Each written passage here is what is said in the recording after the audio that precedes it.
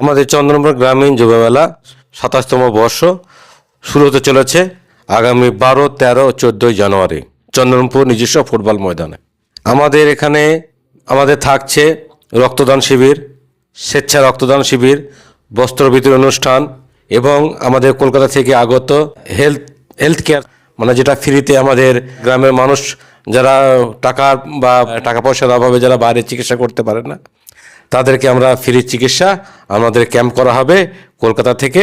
সেই ক্যাম্প ডাক্তারবাবুরা আসবে, সেখানে আমাদের বিভিন্ন রকমভাবে চোখ, হাত, পা, পেট, গলা, মাথা সব চিকিৎসা হবে একদম ফ্রিতে।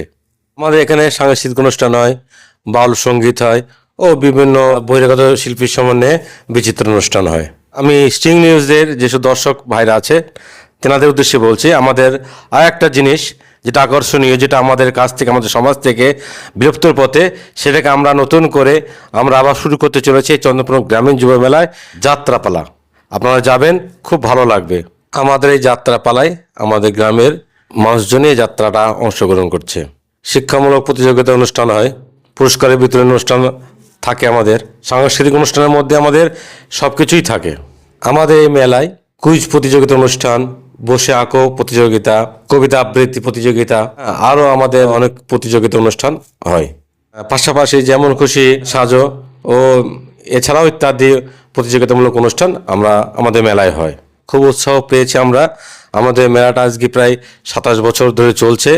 আমাদের শুধু এই মেলাটাই আমাদের হিন্দু মুসলিম সর্বশেষে আমাদের একটা মেলাটা আমরা খুব আনন্দ উপভোগ করি। এই চন্দ্রপুর গ্রামীণ যুব মেলা আমাদের কাছে শুধু মেলাই নয়, এটা আমাদের একটা সম্প্রতি মেলা, দীর্ঘদিন থেকে চলে আসছে। আমরা হিন্দু মুসলমান সবে মিলে কাঁধে কাঁধ মিলিয়ে আমরা এই অনুষ্ঠানগুলো উপভোগ করি। আমার নাম ভুলন শেখ। আমি এই চন্দ্রপুর গ্রামীণ যুব মেলা শুরু থেকে আজ পর্যন্ত আছি। আমি একজন মেলাপ্রেমী মানুষ।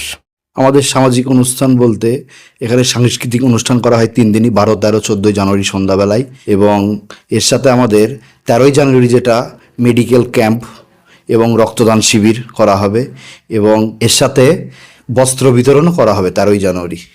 এগুলো সামাজিক কাজ আমরা করে থাকি মেলার মাধ্যমে।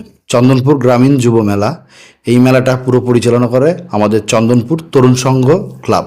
স্টিং নিউজের সকল দর্শকদের যেটা আমাদের বার্তা এবছরের, আমরা তো সামাজিক সোশ্যাল ওয়ার্ক সবই করে থাকি, রক্তদান শিবির, বস্ত্র বিতরণ, সাংস্কৃতিক অনুষ্ঠান এবং সবই করে থাকি। এবছর আমাদের বিশেষ যেটা বাড়তি যেটা আকর্ষণ থাকছে এবছর ফ্রি মেডিকেল ক্যাম্প।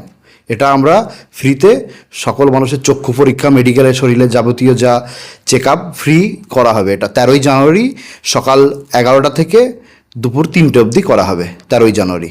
এই ফ্রি মেডিকেল ক্যাম্পটা আমাদের বিশিষ্ট সমাজসেবী অনুপ রায় মহাশয়ের উদ্যোগে করা হচ্ছে এবং বস্ত্র বিতরণও ওনার মাধ্যমে করা হচ্ছে 13ই জানুয়ারি। আমাদের এই মেলায় এই বছর উপস্থিত থাকবেন আমাদের কৃষ্ণনগর লোকসভা কেন্দ্রের সাংসদ মহুয়া মৈত্র এবং আমাদের সভাধিপতি নদিয়া জেলা পরিষদের তারান্নম সুলতানা মীর, আমাদের প্রিয় বিধায়ক কল্লোল খাঁ এবং আমাদের প্রিয় ব্লক সভাপতি কনিষ্ক চ্যাটার্জি উপস্থিত থাকছেন। আমার নাম উজ্জ্বল শেখ, আমি চন্দনপুর গ্রামীণ যুব মেলার সম্পাদক। আপনাদের সেই বহু প্রতীক্ষিত চন্দনপুর গ্রামীণ যুব মেলা শুরু হতে চলেছে 12ই জানুয়ারি। এই মেলা চলবে 14ই জানুয়ারি পর্যন্ত। এবছর আমরা 27তম বর্ষে পদার্পণ করলাম। এই মেলাতে রক্তদান শিবির হয়, তারপরে সাংস্কৃতিক অনুষ্ঠান হয়, তারপরে বাউল হয়, যাত্রাপালা হয়। এই মেলাতে মেডিকেল ক্যাম্প হয়। এই মেলাকে কেন্দ্র করে গ্রামের লোকের ভালোই উৎসাহ থাকে। এই মেলাকে কেন্দ্র করে গ্রামটা একটা উৎসবের চেহারা নেয়। আমার নাম তৌফিক আহমেদ, আমি এই মেলা কমিটির সদস্য।